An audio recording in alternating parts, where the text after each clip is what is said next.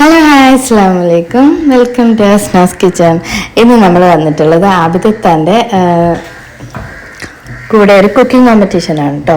അപ്പോൾ അതിൽ ആബിദത്താൻ്റെ കൂടെ ഉള്ള കുറച്ച് കുക്കിംഗ് ക്ലാസ്സൊക്കെയാണ് കേട്ടോ. അപ്പോൾ ഞാൻ ഹാം ഡിജിറ്റൽ കുറച്ച് വീഡിയോസൊക്കെ എടുത്തിട്ടുണ്ട്. അപ്പോൾ ഇതിൻ്റെ കുഞ്ഞു ക്ലിപ്പിന് അവിടെ കൊടുക്കുകയാണ്. അപ്പം ഇങ്ങനെ ഡീറ്റെയിൽ വീഡിയോ എന്തായാലും ഇടുന്നതാണ് കേട്ടോ. അടിപൊളിയല്ലേ ഇവിടുത്തെ കിച്ചൺ സെറ്റിങ്സൊക്കെ. അപ്പോൾ അതുപോലെ നിങ്ങൾക്ക് വേണമെന്നുണ്ടെങ്കിൽ ഇതുപോലെ കിച്ചൺ സെറ്റ് ചെയ്ത് തരും ഇവരൊക്കെ. അതേപോലെ ഈ ഒരു കിച്ചണിലേക്ക് വേണ്ട എല്ലാ ആക്സസറീസും, ഇലക്ട്രോണിക്സ് ആയിക്കോട്ടെ, പാത്രങ്ങളായിക്കോട്ടെ, എല്ലാം ഇവിടെ റെഡിയാണ്.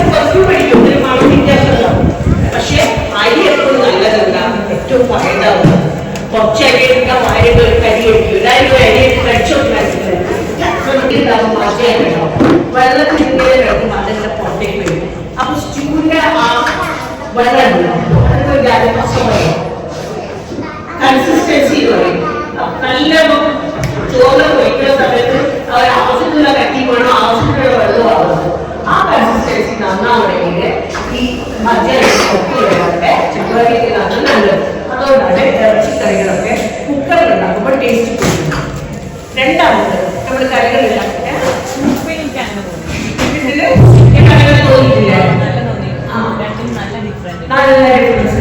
അതൊരു നെയ്പശ ഇങ്ങനെ മേലെ വന്നിട്ട് ഒരു പാട വരണം.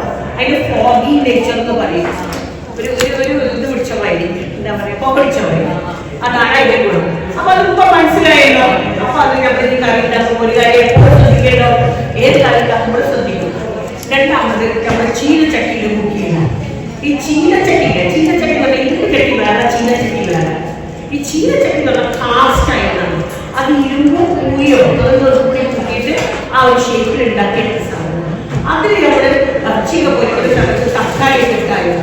ഈ തക്കാളി എപ്പോഴും വേറെ മറ്റുള്ള പാത്രത്തിലാകും. അലുമിനിയത്തിൽ അത് ചെയ്തിരിക്കുമ്പോൾ ഉള്ളി, തക്കാളി ഇതൊക്കെ എന്താകും ശരിക്കും കറിയിൽ ഇഷ്ടം ചെയ്തിട്ട് അതിൻ്റെ ഒരു കുഴമ്പ് രൂപത്തിലാണ് ഇഷ്ടം അല്ലേ. അല്ലാണ്ട് അതിൻ്റെ ഇങ്ങനെ കഷ്ണം കഷ്ണം കാണാൻ ഇഷ്ടമല്ല. അത് കഷ്ണം ചില മെറ്റലിലാണ് കുഴിക്കും. നേരെ മറിച്ച് ഈ ചീനച്ചട്ടിയിൽ ടൊമാറ്റോ അയറാണ് ഇതിനകത്ത് ചെയ്യുന്നത്. അപ്പൊ ഇത് ആ കൺസിസ്റ്റൻസി ഒക്കെ വേണ്ടി നന്നായി കിട്ടും. അവിടെ ചിലപ്പോൾ ഇറച്ചി പൊരിക്കണം, വേറെ തരത്തിലുള്ള ഇറച്ചി പൊരിക്കുമ്പോൾ എന്താ ചെയ്യുക, കുറച്ച് മുളകും മഞ്ഞളും ഉപ്പും വേറിച്ചാണ് നോക്കുക. എപ്പോ ഇതിലുണ്ടാവുക മറ്റൊരു കറി വേണമെങ്കിൽ അതിൻ്റെ അടുത്ത് ആ കറുത്ത ചിന്തയിലിട്ട് കുറച്ച് വെളിച്ചെണ്ണ വെച്ച ഒരു കറിയെ വേറെ വേണ്ട, ഉള്ളി വേണ്ട, പച്ചമുളക് വേണ്ട, ഇഞ്ചി വേണ്ട, ഒന്നും വേണ്ട, വേവിച്ച് വെക്കുക. ആവശ്യമുണ്ടാകുമ്പോൾ അതിന് ആവശ്യമുള്ള ക്വാണ്ടിറ്റി എടുക്കുക. ചീനച്ചട്ടിക്ക് ഇടണം കേട്ടോ. അലുമിനിയം ചട്ടി ഇട്ടാലും വരില്ല. കുറച്ച് വെളിച്ചെണ്ണ വയ്ക്കുക കറിയിൽ. ഓരോ പാത്രങ്ങൾക്കും അതിൻ്റെതായ ഡെഫിനിഷൻ. നമ്മളിപ്പോൾ ഒരു മീൻ കറി ഉണ്ടാക്കുകയാണെങ്കിൽ അത് ഏറ്റവും ടേസ്റ്റ് കുറേ സമയം കഴിഞ്ഞിട്ടാണ്. അല്ലെങ്കിൽ എന്തുകൊണ്ടാണ് ചട്ടിക്ക് പോസ് ഉണ്ട്. നമ്മുടെ ചീനികളൊക്കെ നമ്മൾ പോളിഷ് ചെയ്യുന്ന മണിക്ക് മണ്ണാണ്. മണ്ണിന് അതിന് പോസ് ഉണ്ട്. ബ്രീതിയാണ് കഴിയുന്നത്. ബാക്ടീരിയ ആയിട്ടുള്ള ആ ഒരു ഇതാണ് സാധനം കേട് വരിക. അതിന് ഒരുപാട് ശരീരത്തൊന്നും എനിക്കറിയില്ല, എന്നാലും അതിന് ചട്ടിയിലാണ്. അതൊക്കെയാണ് ഈ ചട്ടി, മൺചട്ടി, പിന്നെ പിച്ചള ചട്ടി, പിന്നെ ചെമ്പിൽ പറയും പാല്. ഈ പുഷ ചെമ്പിൽ പാല് കച്ചാൻ പാടില്ല. പിന്നെ എല്ലാവരും ഉള്ളിയിൽ എണ്ണ ഉണ്ടാക്കിയാൽ ഭയങ്കര ടേസ്റ്റാണ്. പുളിയുള്ള സാധനം ഉള്ളിയിൽ ഉണ്ടാക്കാൻ പാടില്ല. ഉള്ളിയിലെ പുളി റിയാക്ട് ചെയ്യും. ഇങ്ങനത്തെ ചെറിയ ചെറിയ കാര്യങ്ങളൊക്കെ നമ്മുടെ വീട്ടിൽ നിന്ന് നമ്മുടെ പൂർവിക ഉമ്മമാര്, ഉമ്മന്റെ ഉമ്മ ഓർക്കൊക്കെ എടുക്കാൻ അറിയാം. അപ്പൊ ചില സമയത്ത് നമ്മൾ എടുത്ത് ചൂടാക്കാൻ പോകുമ്പോൾ അത് ചെമ്പില ഉണ്ടാക്കാൻ പാടില്ല അല്ലേ. അതൊക്കെ നമ്മൾ ശ്രദ്ധിക്കുക. ഇതൊക്കെ നമ്മൾ ഒരാളിൽ നിന്ന് ഇങ്ങനെ കൈമാറി വരുന്ന കാര്യങ്ങളാണ്. ഈ അടുക്കളയിലുള്ള കാര്യങ്ങൾ എവിടെ ബുക്കിൽ A+B+C=12 എന്ന് പറഞ്ഞ് പഠിപ്പിക്കില്ല. ഇതൊക്കെ നമ്മൾ കണ്ടറിഞ്ഞ് കേട്ടറിഞ്ഞ് പിന്നോട്ടുള്ളത് അറിഞ്ഞിട്ടാണ് നമ്മൾ പഠിക്കേണ്ടത്. അത് കാരണം എപ്പോഴും 24 മണിക്കൂറുണ്ടെങ്കിൽ ഒരു മണിക്കൂറെങ്കിലും അടുക്കളയിലേക്ക് പോയിക്കാം. 8 മണിക്കൂർ ഉറങ്ങിക്കോളി, 8 മണിക്കൂർ പണിയെടുത്തോളി. ബാക്കി 8 മണിക്കൂറിൽ ഒരു മണിക്കൂറെങ്കിലും ഉമ്മമാരെ കൂടിയോ വീട്ടിൽ വലിയ ആൾക്കാരുണ്ടാക്കുന്നതിനെ കൂടിയോ പോയിട്ട് പരമ്പരാഗതമായിട്ട് നമ്മളെ വീടുകളിൽ ഉണ്ടാക്കിയ ഭക്ഷണത്തിനോട് കൂടി അടുപ്പ് കാണിക്കുക. അത് എന്തിനാണെന്ന് പറയാൻ കാരണം വെച്ചാൽ ഹെൽത്തിന് വല്ല പ്രശ്നങ്ങളുണ്ട്. ഒരുപാട് മയണൈസ് കഴിക്കുന്നത്, ഒരുപാട് ചീസ് കഴിക്കുന്നത്, നമ്മളുടേതായ ചട്ടിയും മാങ്ങയും വലിയ സാധനം ഉണ്ടാക്കാൻ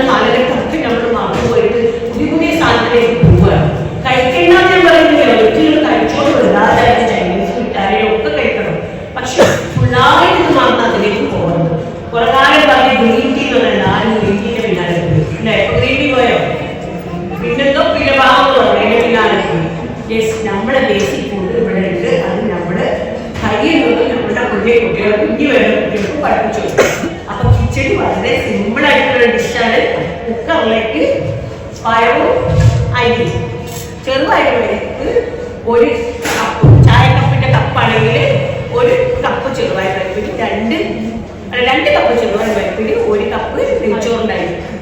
ഇത്തിരി ഉലുവ. ഈ ഉലുവ ഒരു ടേസ്റ്റ് വ്യത്യാസവും വരുത്താൻ പോകുന്നില്ല, കയ്പൊന്നും ഉണ്ടാവില്ല. പക്ഷെ ഇത് ഹെൽത്ത് ബെനിഫിറ്റ്, ആരോഗ്യത്തിന് നല്ലത്. അത്ര ഇത് മധുരത്തിനും കഴിക്കാം, എരിവിനും കഴിക്കാം. ഫുഡിന് കഴിച്ചോളി, പഞ്ചസാര വേണ്ടാത്തോളി. പക്ഷെ എനിക്കിഷ്ടം പശുനെയ്യും പഞ്ചസാര, അതാണ് അതിന്റെ രസം. അപ്പൊ നമുക്ക് അങ്ങനെ നോക്കാം.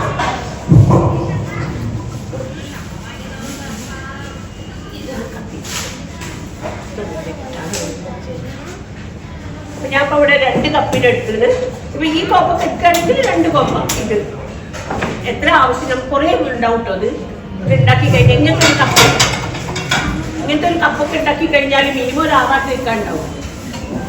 ഈ 2 പരിപ്പും 1 അരി, അതിന് നമ്മൾ ദോശയൊക്കെ ചുടുമ്പോൾ 2-1 3-1 പല ആൾക്കാർക്ക് പല ഇതല്ലേ.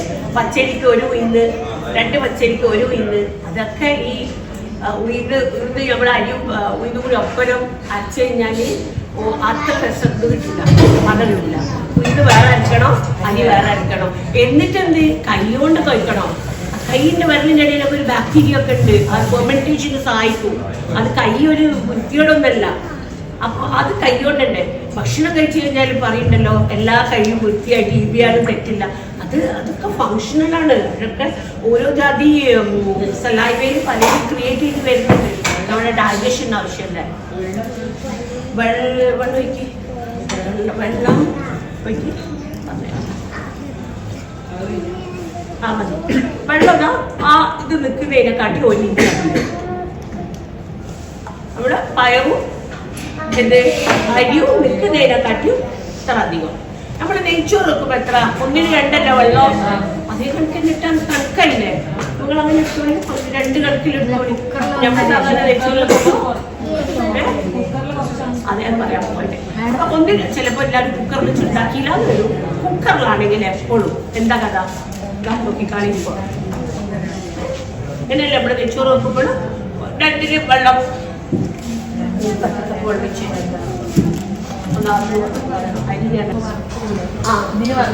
വറുക്കണ്ട. ആ വറുക്കുന്ന സമയത്ത് ടേസ്റ്റ് വ്യത്യാസം.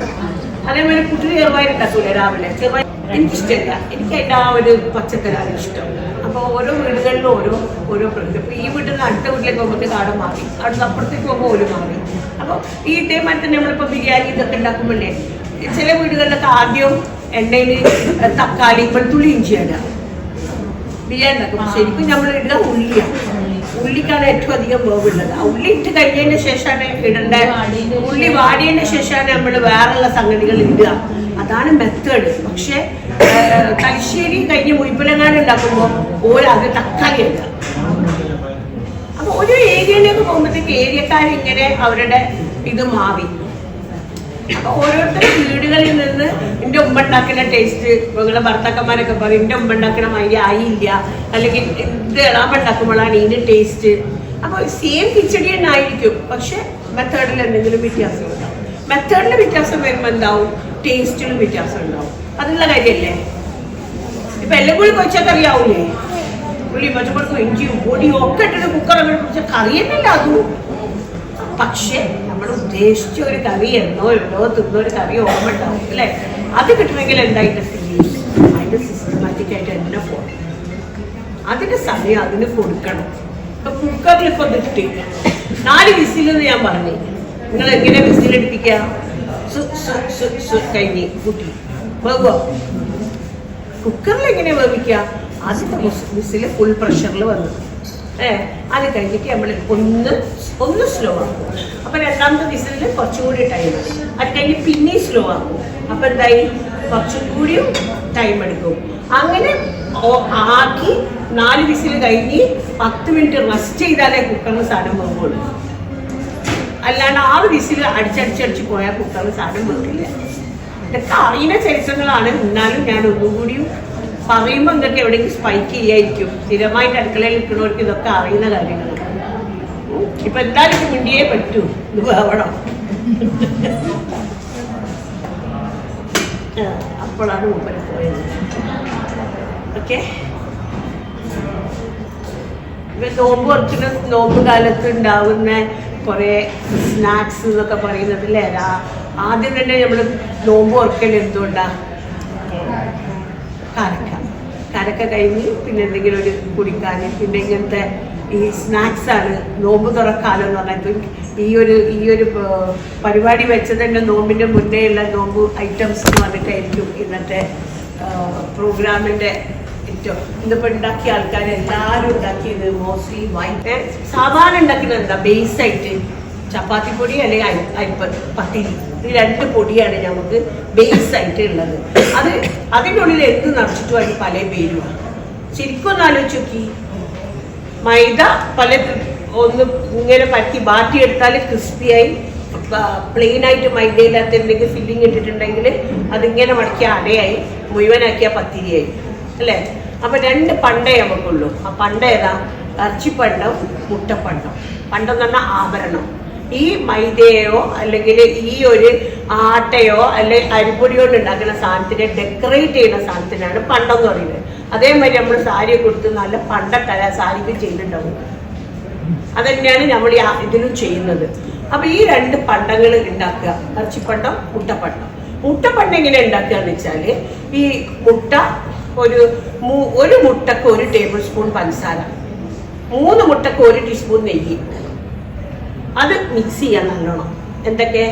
മുട്ട, 3 മുട്ടക്ക് 3 ടേബിൾ സ്പൂണ് പഞ്ചസാര. ഇത്ര വലുതല്ല, ടേബിൾ സ്പൂൺ, ടീസ്പൂണിന്റെ തൊട്ട വലുത്. 3 ടേബിൾ സ്പൂൺ പഞ്ചസാര, അതിലേക്ക് 1 സ്പൂണ് നല്ല നെയ്യ്, അത് കൂടിയിട്ടിട്ട് നല്ലോണം അടിക്കുക. നല്ലോണം അടിച്ചതിന് ശേഷം അടുപ്പത്ത് വെച്ചിട്ട് അതിങ്ങനെ സ്ക്രാമ്പിളിൻ്റെ ഇങ്ങനെ സ്ക്രാമ്പിൾ ചെയ്യുക. അതാണ് ചട്ടിപ്പത്തിൻ്റെ ഇടയിലിടുന്നതും ഉന്നക്കായിൻ്റെ ഇടയിലിടുന്നതും. ഇനി സ്വീറ്റൻഡ് വെറുതെ ഒരു ദോശ പോലെ ആക്കിയിട്ട് ഈ പണ്ട ഇട്ടിട്ട് കുറച്ച് അണ്ടി മുന്തിരിയിട്ട് മടക്കി മറിച്ചാൽ പോകും. മറ്റേ പെട്ടിപ്പത്തിരിയായി, പെട്ടിയടയായി, എല്ലാത്തിലുമായി. അപ്പം ഈ ഒരു മസാല ഉണ്ടാക്കി വെക്കുക. അതേസമയത്ത് തന്നെ ഇറച്ചിപ്പണ്ടെന്ന് പറയും. ഇനി ഇറച്ചി, കോഴിയായാലും വേണ്ടിയില്ല, ബീഫായാലും വേണ്ടിയില്ല, മട്ടനായാലും വേണ്ടിയില്ല. ഇതെന്താക്കുക? കുറച്ച് വെള്ളത്തിൽ ഇറച്ചിയിടുക, നല്ലൊരു കഷ്ണം ഇഞ്ചി എടുത്ത് നല്ലോണം ഒന്ന് ചതിക്കുക, വെള്ളത്തിലിടുക. അതിൻ്റെ ശേഷം കുറച്ച് മല്ലിപ്പൊടി, മഞ്ഞൾ, ഉപ്പ് ഇട്ടിട്ട് ഇറച്ചി വേവിച്ചെടുക്കുക. ഇറച്ചി വേവിച്ചിട്ട് കഷ്ണാക്കി എടുത്ത് ഉള്ളി, പച്ചമുളക് വഴറ്റി അതിൻ്റെ അകത്തേക്ക് ഈ പണ്ടവും ഇട്ട്, ഈ വെള്ളമില്ലേ നമ്മൾ കുറേ വെള്ളത്തിൽ വേവിക്കരുത്. ആ വെള്ളം നമ്മൾ തട്ടിയാക്കി എടുക്കുക. എൻ്റെ ഫിറ്റ് ആ വെള്ളം ഒഴിക്കുക. ആ വെള്ളം കുറേ ഈ ഉള്ളിലേക്ക് ഒഴിച്ചാൽ എന്താവും? ഈ ഉള്ളി പശ പോലെ ആവും. നമുക്ക് ഈ ഉള്ളി ഇങ്ങനെ വേറെ ഉണ്ടാവണം, എന്നാലേ ആ കടിക്കുമ്പോൾ ആ ഉള്ളിയുടെ ഇറച്ചിയുടെ ഒക്കെ ഫീല് ശരിയാവുള്ളൂ. അപ്പം നമ്മൾ ഈ വെള്ളം നല്ലോണം വറ്റിച്ചിട്ട് വേണം.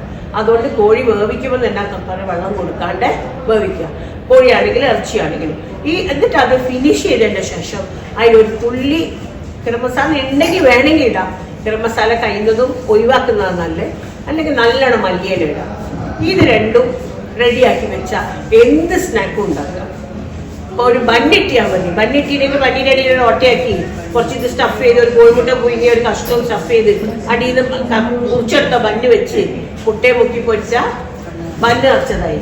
ഇതേ സാധനം സമൂസൻ്റെ തോല് ഇങ്ങനെ വെച്ച് തിരിച്ചിട്ട് അതിൽ നിന്ന് നിറച്ചാൽ സമൂസയായി. അപ്പൊ അതിന് പിറ്റേത്തെ ദിവസം ഒരു ചേഞ്ച് കൊടുക്കണമെങ്കിൽ അതിൻ്റെ ചീസ് ചേർന്നിട്ടാണ്. അങ്ങനെ ഡിഫറെൻ്റ് ആയിട്ട് ചെയ്യാനാണ്. ഒരു ഗ്ലാസ്സിന് 4 ഗ്ലാസ് വെള്ളത്തിൽ വേവിക്കുക, കുറേ നേരം വേവിക്കുക. കുക്കറിലാണ് വെച്ചിട്ട് വേവുന്ന സമയത്ത് അതിൻ്റെ അകത്തേക്ക് ആട്ടിറച്ചിയുടെ ഒരു കഷ്ണം